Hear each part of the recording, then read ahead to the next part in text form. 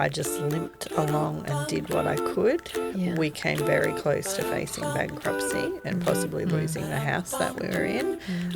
We made the decision that we would push through it and work through it. I knew that my mindset had to be on point. Hey, I'm Ange. And I'm Beck. And we are the Gold Diggers, because we believe there's gold found in everyone. Everyone is unique, interesting and exciting with a great story to share. And we aim to find it. The question is, can we rise to the challenge and strike gold? Honey, you're my sugar. I love today's podcast because Jaya is such an inspiring woman and really exemplifies the strength within when you go through something really challenging like cancer. Yeah, and Jaya talks about her journey through breast cancer and really gives some practical tips of how to keep a positive mental attitude, which she attributes to how she survived that journey. It's really great for anyone that is struggling through whatever circumstance. So stay with us and be inspired by Jaya's story. Honey, you're my sugar. So this is how it works. One of us knows our guest and the other doesn't. And today, Beck, it's your turn to discover the gold in our secret special guest, Jaya McIntyre. Ooh.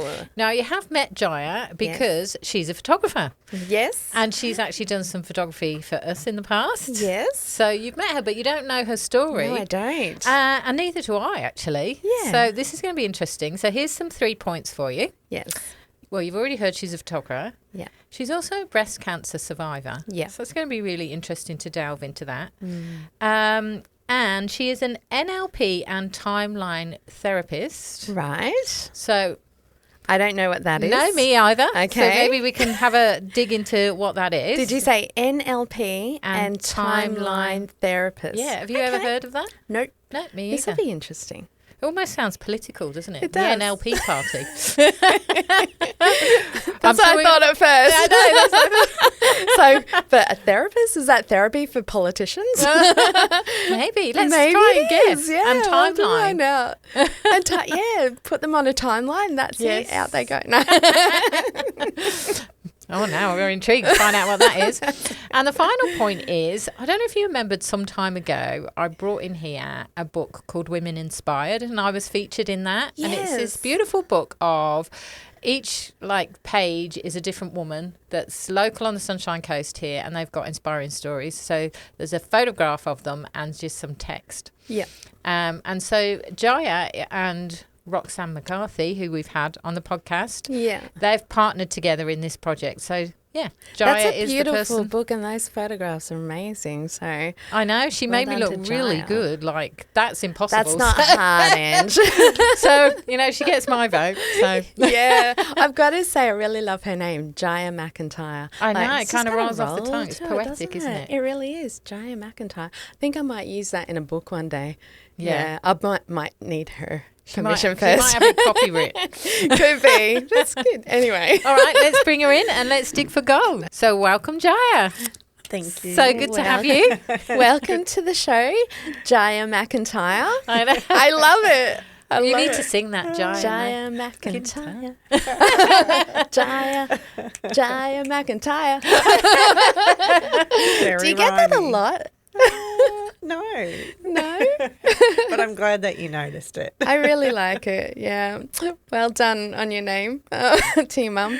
No, that's my husband. Well, first Yes. name is Mum and second Yes. name rhyming is my husband's fault. Yeah, well, it worked out well for you. So, Jaya, if you were a plant, would you be A, a rose, B, I was going to say two, but I'm going with letters, B, a cactus, or C, I'm trying to think of the name. Sunflower? I was going to say a tree, but I was trying to think of a certain tree, like maybe a poinciana tree. Oh, if I were a plant. Trees aren't officially plants, though, are they? Well, let's just... We'll go with If you were something poinciana. that grows in the ground, would you... Let's go with rose, cactus, or poinciana tree. I feel like I'm just going to have to go the poinciana because it's the only one with no spikes, right? Yeah. Oh, that's rare. I didn't Ah. think about the rose. Yeah, true. I think the rose and the cactus are rather pretty, but very thorny, and I don't think I have thorns. That's good. Yes. Well spotted. That's nice. Yeah. Yes. And trees give shelter to others. Yes. Yes.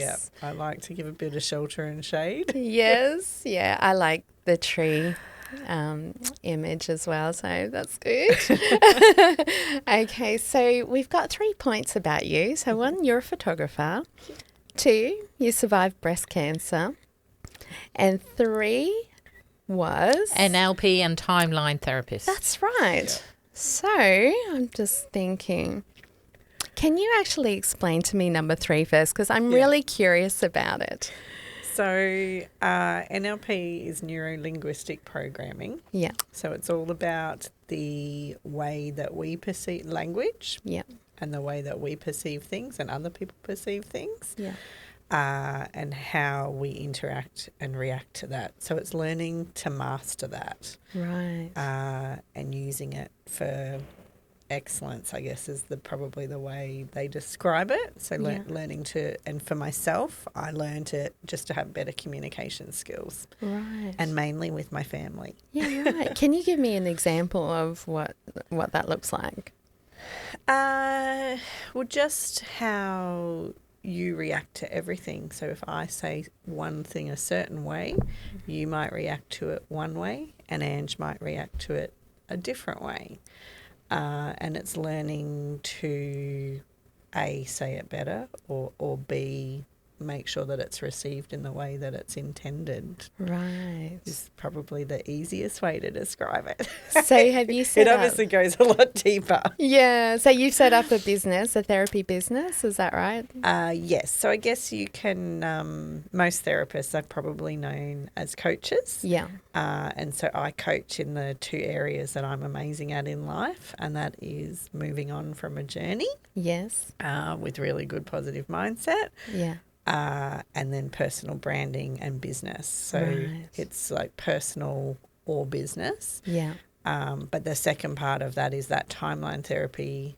They go hand in hand because timeline therapy is all about removing your limiting beliefs and the blocks that are holding you back in life. Okay. And so many times along life's journey, things will be thrown at you and there'll just be a block around it. And sometimes you don't even know what that block is, or why it's there, or how it got put there. But most things that we go through in life have been from that early childhood phase and the way that we interpreted life at the time and just cemented it in and then went about living life, and then all of a sudden as an adult you've got these blocks that are holding you back.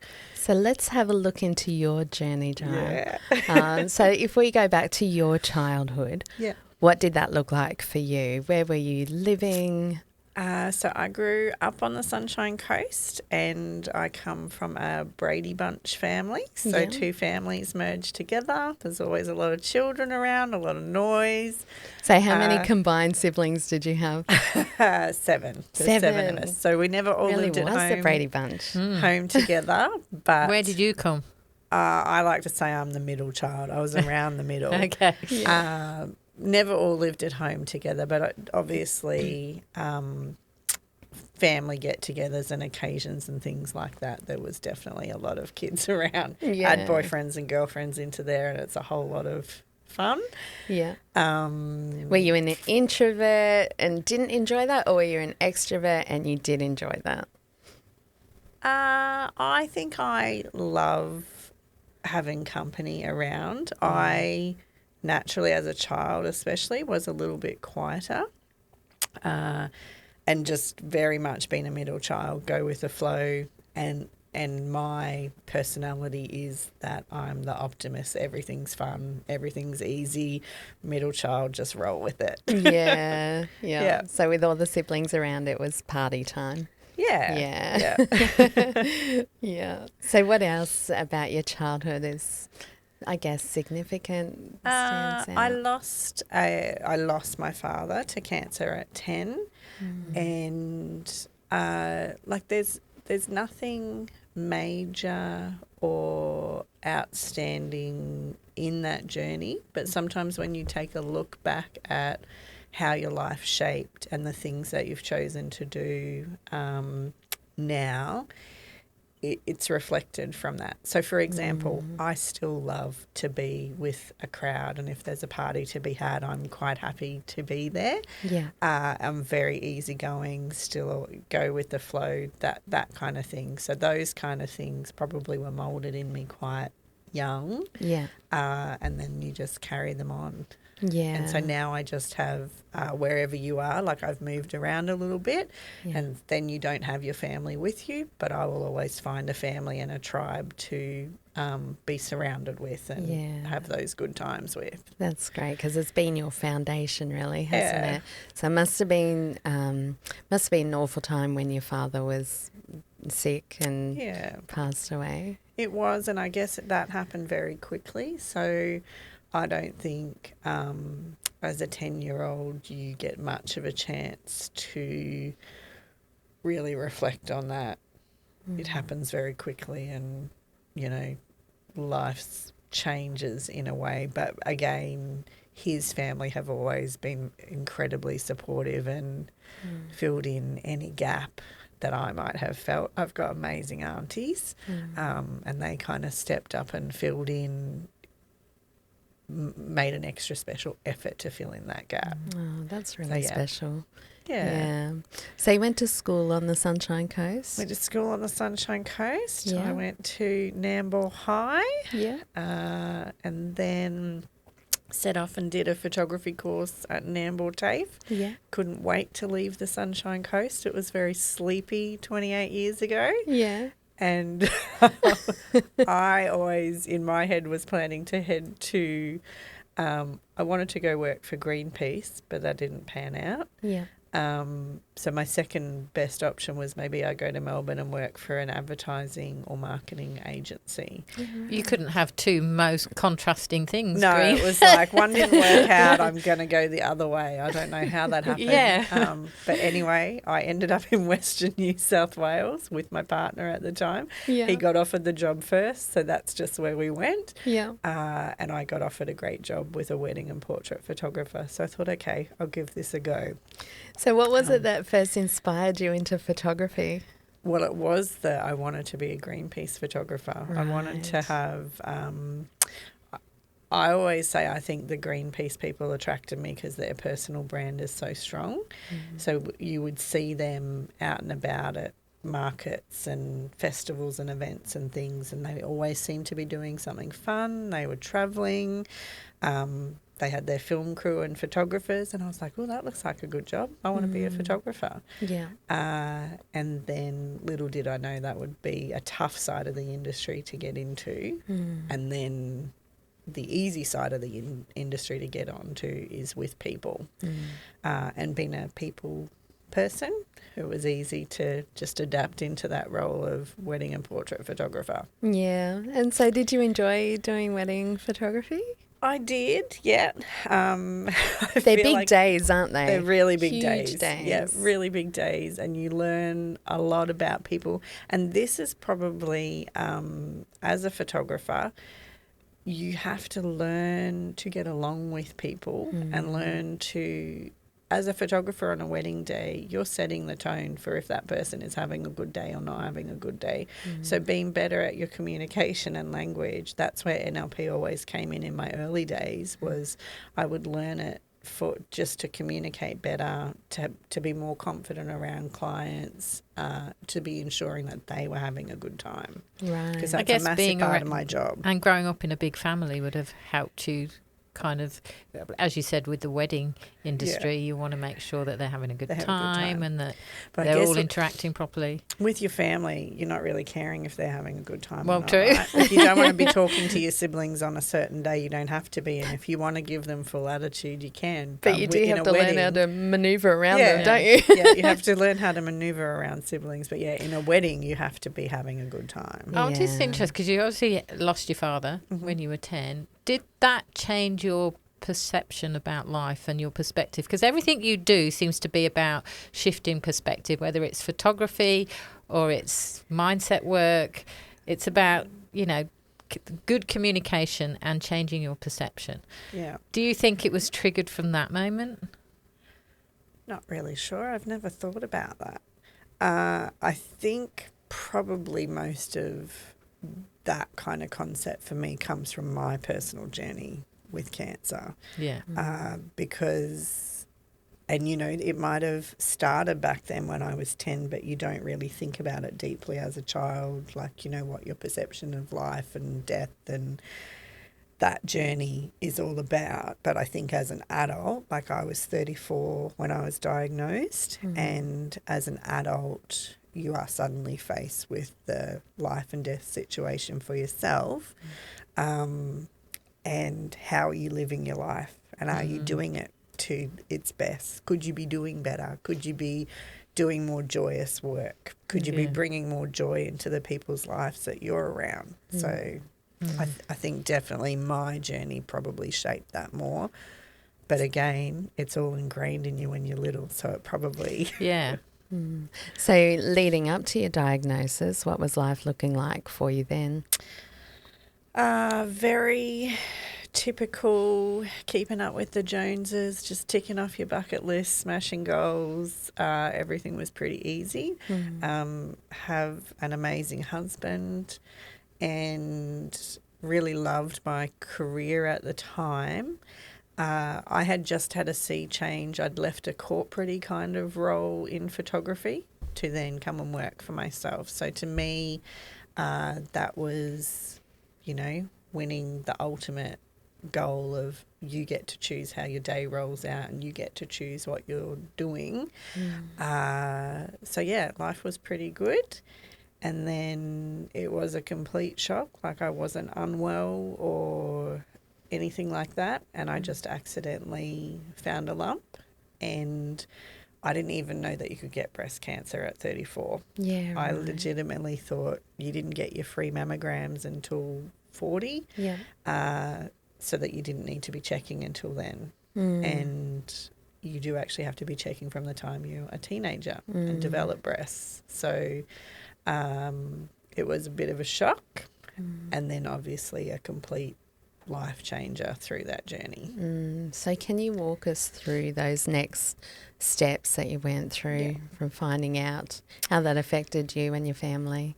So when I was given the diagnosis, I was put on a critical list, which means your surgery will happen in 30 days. Wow. And So it's fairly advanced at this point. it's fairly advanced, yep. Wow. And it wasn't actually just one lump, it was 2 lumps, which means their suggestion was to have a full mastectomy and a node clearance on the left side. And knowing that that's going to happen in the next 30 days, I was actually in my busiest wedding season.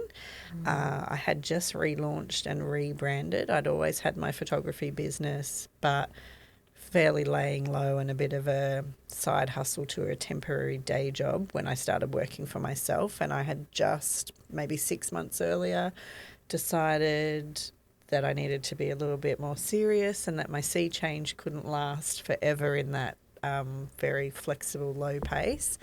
So I just rebranded, launched out as Empire Art Photography, rented a new space to go into, and instead of having the opening party for the new space, I had to have a mastectomy. Wow. And then that was followed by a round of IVF because they suggest you freeze some eggs if you want to have children. Yeah. Because chemo sends you into menopause. And then 5.5 months of harsh chemo and 15 months of a lighter Herceptin. So happened very quickly in those first 30 days and did have to wrap up a very busy business schedule. Yeah. I just had amazing people to call on in my industry. Someone came in and stepped up into shoots that I couldn't do physically, and someone else took care of all my bride's wedding albums and deliveries and everything like that. And how was your husband through this as well? Because as you say, 34 is very young to go through this, and obviously there's family history of cancer for you. So was there a scary moment thinking, I'm not going to make this? How did you and your husband navigate the journey? I had a counsellor therapist as such, and she's not a counsellor she's more holistic. And I think that you are so swept up in that initial quickness of how fast that rolls out in your life. There isn't a lot of time to be thinking about it. And we are both optimists, so we never thought that it would be a life ender. We just thought, this is what you've got to do. Yeah. Just get through this and go from there. So he was an absolute rock, and he had a lot of holidays up his sleeves, and he just took the holidays and was just there for me in every way. It is a real culture shock for any man to be in that situation. It would even role reversal. When you think of a partnership in a home, you know, for me, our partnership was very much like the jobs are divided 50-50 down the line. I'm incredibly lucky and blessed in that way anyway. But to suddenly say, I'm sorry, you will have to do all of my jobs, dishes, washing, folding, washing, just anything, because when you have a surgery that leaves you with a 10-inch scar, you can't even lay in your own bed. Like, laying in bed was uncomfortable. So I slept in a recliner chair for a few months. Obviously, I couldn't put washing on and off the line, but like I couldn't even fold washing up because the movement of folding washing up, it's like every little thing that you can't do, the other person has to pick up. Yeah, and plus they're caring for you as well. So there's all that addition. And the godsend, one of my friends had the idea to put a chest freezer on our veranda and come fill it up occasionally with food. And so that was like a godsend because for him to have to do everything and cleaning and stuff like that, but then just heat up these cooked meals at night was such a beautiful idea. So would people just like, without even letting you know, they'd just come and put some stuff in your chest freezer? Once this person had put that idea out, That's a great idea, isn't it? Total strangers, like friends of friends, would bring a little bag and put it in there. Like that was a godsend. Beautiful. So I've made sure that anyone I know going through that, I've made that suggestion and helped that kind of along, because I just know like that was just one job that he didn't have to do. Yeah. So, I love that idea. That's a great idea. I would never have thought of that, but that's so practical. And I think the thing is, you just don't realise how long people go through that journey for. Like it can be very, you know, even the 5.5 months. So the 5.5 months is really obvious because I've got no hair and no eyelashes and I clearly look sick. But then at the 7 to 9 months, you start to grow your little spiky hair back and you... For me, you know, you shave it and you put a bit of colour in it and you're suddenly looking a bit fresher and life looks like it's back to normal on the outside. But then I still had another 10 months to go through. And your energy levels are still low, Your energy aren't levels they? are very low. And I was unfortunate that I had some complications and had other surgeries to deal with. And I mean, it's a massive upheaval, isn't it? Like you've gone from your normal life, everything that is familiar to you, even your routine that's familiar, the way you do things. Often we go through life without having to think too much about the next step. We're just doing our daily things. Yeah. But to go through what you and many others have been through with a diagnosis that just completely flips that upside down, all of a sudden you have a new normal that you have to get used to, which includes pain. It includes not having your work and your purpose, that your daily things that you do that gave you purpose and meaning to your life. And now you're constantly dealing with just surviving this moment, aren't you? Which is huge, like emotionally, mentally, for anyone to go through. And same for your husband, to give up everything he was doing to 24-hour care to you. And thank goodness he was such a rock with that. Oh, he was amazing. Absolute best. Because when you think about everything that's involved with going through something like that, it's huge. And you've obviously come through it. So did you say you set your business up, Empire Photography, during that time? Just before. Right. So just 6 months before I had really relaunched, rebranded, spent all the marketing money and really launched and pushed that out in a big way. Yeah. And when you get a cancer diagnosis, you don't know whether you're going to go in for that surgery and they're going to say, looks clear, we got everything, there's no follow-up treatment, or for me it was a 15-month treatment plan. For other people it's a 5-year treatment plan. Like, you don't know how long that's going to be. So you don't know how long you're going to put that on pause for. And you also don't know, like, even though I knew my treatment would be 15 months, I had no idea that finding that new normal was going to be so hard. And at the end of that 15 months, when it was time to go back to work and my insurance money had run out, and I physically couldn't go back to work in the capacity that I wanted to go back to, that's where finding the new normal got really hard. Because you're out of survival mode, you're back into what they class as real life. There's not really a space, I say a space in the community for people who have invisible illnesses, because they're not on a sickness benefit, but they can't go back to work in the capacity that they went back to. So how did you do that? I just limped along and did what I could. We came very close to facing bankruptcy and possibly losing the house that we were in. We made the decision that we would push through it and work through it, and just had to dig deep. And I guess that's probably, all the way along from day one of my diagnosis is where I knew that my mindset had to be on point and stay in optimism, because there's a lot that you can take on. Like, even people, we planned a holiday for my husband's 40th. He just happened to turn 40 right at the end of my treatment. And when I say right at the end, I had my last chemo and I was on a plane the next day to go to Vegas to celebrate his 40th a week later. And when we were planning that trip, during that time, sometimes I saw doctors looking at me weirdly, like when they would say, "What are you reading?" And I'd tell them I was planning my trip to America. They'd be like, "Oh, okay." Like, as if you could tell that they were thinking, "Why are you doing that? You might not be able to leave the country, or you might not be here to follow through on that trip." But I just had in my head that trip was going to go ahead, regardless of whether my husband went with his friends or whether I could go with him. It's so important, isn't it? Like, having those goals, keeping focused on things ahead.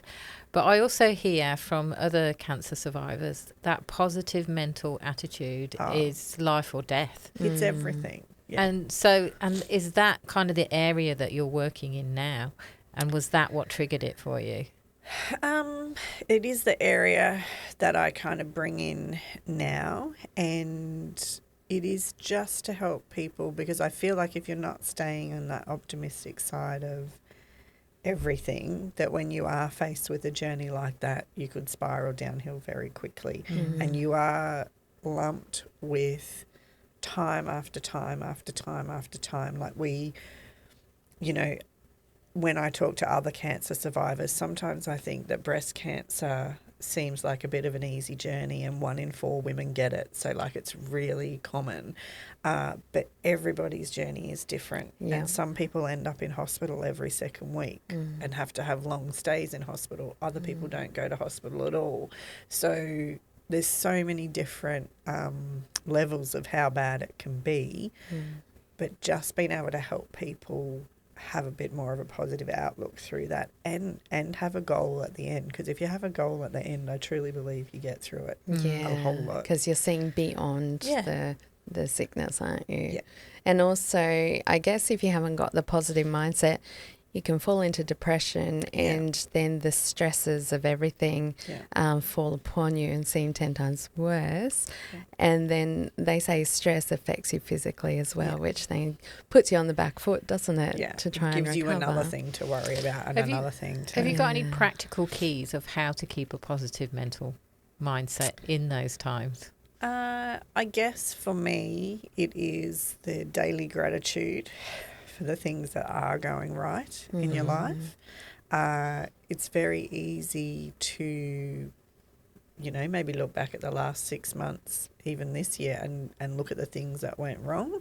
But if you look back at the last 6 months and look at the things that went right, like if you just make a practice of doing your gratitude daily, and then do have a goal of what you're focusing on. And the goal can be little or big, and there can just be so many things out of your control. But if you have a goal that you're just chipping away at, it doesn't actually matter how long it takes you to get there. You will get there if you're chipping away at it. How do you see the world differently now, having been through that? I feel like I don't have a lot of tolerance for the things that we complain about, the things that we see happening around us that been hard done by. There's a lot of people who spend their life reacting to what is going on around them. And then, yes, my life I just see differently is that there's opportunities everywhere as well.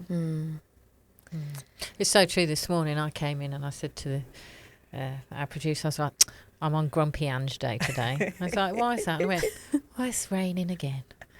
The weather, it can really make you feel quite down and depressed. But then I'm like, what is there really to complain about? I got my shoes a bit muddy. I mean, let's put life into perspective here. That's right. It's better than drought. So yeah, and we can complain about so many little things in our life, but actually keeping that sense of gratitude and seeing all the positives really it lifts our mood, doesn't it? It absolutely does. And yes, the rain, I think for everyone this year has been one of those things that can grind you down. But then we are truly lucky just to be roof over our head. And so true. Yeah. The fact that you're not trying to find shelter out there in it is the biggest thing to be grateful for, I think. Yeah. So now you're running the Empire Photography again. And how long has it been since your diagnosis? So 10 years. Yeah, wow. Yeah, so 10 years. So I guess the first couple of years of Empire, other people filled in. I stepped in very casually where I could. It was a very small, slow and steady climb. But 10 years on feels pretty good. Well, congratulations on that. That's amazing. Thank you. And it's running strong. And I've seen your photos and they're very beautiful, very creative, and thank you. Lovely. I do love what I do. Amazing portraits as well. Yes, I'm sure you do other photography. Is it mainly branding photography? So I guess I work with women a lot. So whether it is in their businesses or in their personal life. So obviously one of my biggest passions is women who are going through a journey will quite often come to me before they have to have the operation because they're feeling like they're not going to be the same person once that operation happens, or before they lose their hair, because you don't realise, like I had long hair just down to my, bra kind of area, and you spend every day combing that hair, washing it, looking after it, and then when it is gone or when you have to chop it off purposely so that it doesn't fall out in clumps, it's something that I never thought it would worry me. Yeah. But it's also something that you've cared for your whole life, so of course it's going to worry you. Yeah. So being able to capture that journey for women who are going through that, so before and afterwards, is a beautiful part of my journey. And I quite often have people come back to celebrate their first anniversary or their fifth anniversary is quite a milestone for them. And just celebrating all the little things that they get to do in life from there on, because they're celebrating more because they can. Yeah. Can I ask you to, just because I come in contact with a lot of mastectomy patients in my work, can you talk through what a woman goes through emotionally, losing such a prominent part of their body, and how can you overcome that? So for every woman, it would be different. It would be different for the ages that they're at. And, I guess I can only talk for me personally, and then obviously what my customers have told me. But obviously when you lose that body part, you have a choice of having a reconstruction. Some women choose to have their breasts removed completely and have no reconstruction. And I guess it's like anything, it's any change. Human nature, change is a little bit difficult for us. So it is quite a big part of that whole what you're going through. And again, there's so many parts of that you go through that it sometimes seems small and insignificant, but for some people that would completely define them and who they are and how they move forward. So had I been a 34-year-old that was single and needing to go out and find a man, I probably would have felt completely different about my new body than I did. Whereas I'm already in a secure relationship, very comfortable. So for me, it was completely different from what it would be for other people. But again, I'd suggest have some type of therapy around it. Yes. I don't think it's offered enough. Yeah. And to be honest, I have been on the reconstruction public waiting list for 10 years. Wow. 9.5 maybe. You're right. But that's a long time. So my mindset is good about that. But imagine if your mindset wasn't good about it and you were trying to find a man. That would be a hard place to be. And I don't think there's enough support around that. What about losing your hair? Was that equally as hard, do you think, or worse? Yeah. I think I would probably struggle with that really hard. Yeah. You think, oh, it's not going to worry me. It's just hair, right? Yeah. But like I said, mine was down to my bra strap. And the day that I started brushing it and it started really coming out in clumps in the brush, I was like, oh, this has got to go. And I had already chopped it to be shoulder length just to have something different because my whole life I'd had long hair. And the day that it started coming out in the clumps, I went, okay, I'm going to go shave it. And when I went in to shave it, I shaved it to a number 2. And then that made me cry as I was doing it because it's just like you're letting go of something that you thought you would never have to let go of. But even then, number 2 still falls out onto the table and into your bathroom and stuff like that. And I said to my husband, that's it, get the razor, it's all got to go. Yeah. But then to live with no hair too, like it's very obvious when you're walking around in society, very obvious who is going through a treatment because they're wearing scarves on their head. And I think if you lived somewhere else that was a bit more wintry where scarves were an everyday appearance, it wouldn't be so strange. But on the Sunshine Coast, putting a scarf on your head feels quite uncomfortable and like people are instantly going to look at you. Yeah, so you noticed that, like people treated you a bit differently? People treat you a little bit differently. And I guess the nice thing is that sometimes people would reach out and say, hey, I've been through what you've been through. And quite often people would tell you a story. And, you know, like, so when I was in hospital and I would meet the nurse who had hair down to her bum and she said she was 5 years on from her breast cancer, I was like, yeah, that's going to be me. I could be back to that, hair down to my bum if I want to. So it's finding those stories in your everyday situations too, I think helps keep you positive. And that's probably where I got a bit of passion for telling other people's stories. Because being a photographer, you get to hear them and you get to freeze frame them in a photograph, but you don't actually get to tell their story with that. So that's where my passion came to let that out in the book. Amazing. And you're also a therapist now as well. So you're balancing the 2 businesses. And what kind of people come to you for therapy? So the kind of area that I specialise in is people who are going through a journey, faced with a journey, or they're at the end of a journey, because sometimes you can be years on from that journey. But if you haven't let go of the things that kind of brought that journey about, you can play out the same stories and patterns over and over again. So illness will come into your life and you might move it on, but then it might come back a year later in something different. Might come back in the same thing over and over again. And being able to remove those stories and patterns really helps people move on and live a life that they want is, I guess, the best way to describe it. And then the other type of people that I help are people who are a little bit fearful of being seen in their brand, seen in their business, or they might have had a bad experience with a photographer and they just don't want to put their stuff out there. So people who really want to step up and be seen and have their story have a bigger impact into the world. That's who I love to work with. Nice. Yeah. It's a particular skill, isn't it, for a photographer to put someone at ease? Because we do naturally kind of just freeze up a little bit, don't we, behind the camera? We do, yeah. I think a lot of the time the freeze up behind the camera might be you've had a bad childhood experience with a photographer, or you've seen some photos that you really don't like, and then instantly you get in front of the camera and you think this is going to be bad.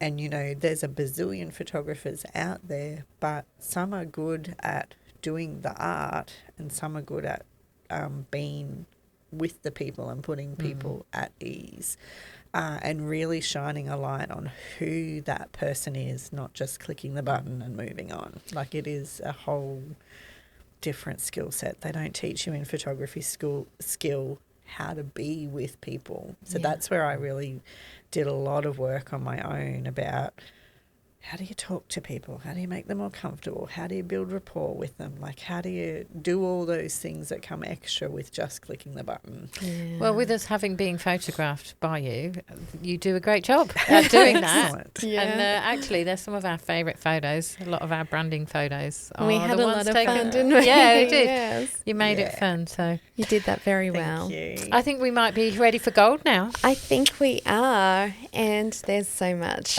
gold in you, Jaya. Thank you. I think the thing that really stands out to me is how you pull the beauty out of people.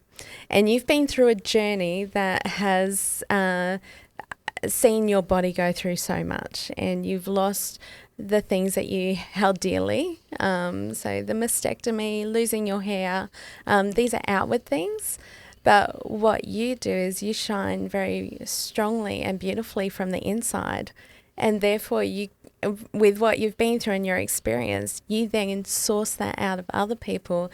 And when you photograph them, it's not so much the outward beauty you're drawing out, it's that inward beauty that you have found is the important thing in life. And you do that so well.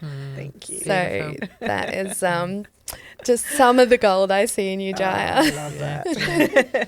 Thank you. So thank you so much for being with us today. It was really great to hear your story. And I think for our audience, if there's one thing that you can take from today's podcast, it's stay focused on the future and remain positive. So thank you for sharing that message with us, Jaya.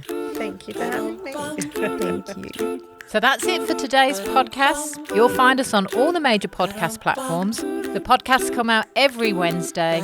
We'd love to hear from you on our socials, the Gold Diggers Podcast. Tell us about your story so we can find the gold in you. Easy as pie, lemon, apple or cherry. Loving you is so very sweet, sweet, sweet. How can it be such a piece of cake? And your smile is the icing. Loving you is a party. Honey, you're my sugar.